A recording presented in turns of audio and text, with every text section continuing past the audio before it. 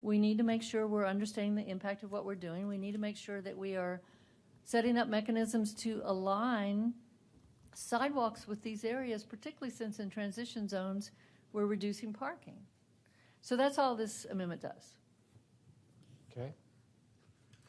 Any further discussion before we vote? Those in favor of kitchen 4, please raise your hand. Kitchen, altar, Tovo, pull. Those opposed, please raise your hand. Balance of the dais does not pass. Mayor, I've got a question. Uh-huh. Could you help me understand why we would not want to provide safe passageway for pedestrians and maybe kids on bikes? Why we would be shutting down an amendment to ensure that there's additional sidewalks available for our residents in these transition areas? I really, honestly, I do not understand that vote. I understand that. I believe we want to insist on all those things. I can't hear you, sorry.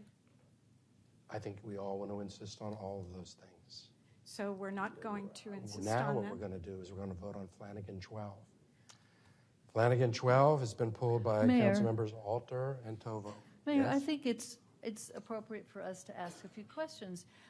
I would like to get to a place where we have some consensus. And when people just vote against things and don't tell us why, it's impossible to get to some consensus. I thought I was putting together an amendment.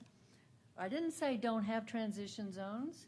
I didn't say keep the parking. I said if we're going to do that, what Okay. is our route So for getting sidewalks? I think that people have voted on these kinds of things in May. We've discussed them at length. We've discussed them after that. But in any event, this conversation you and I are having, we need to take off the dais because it's out of order right now. We're going through amendments, and the next amendment in front of us is Flanagan.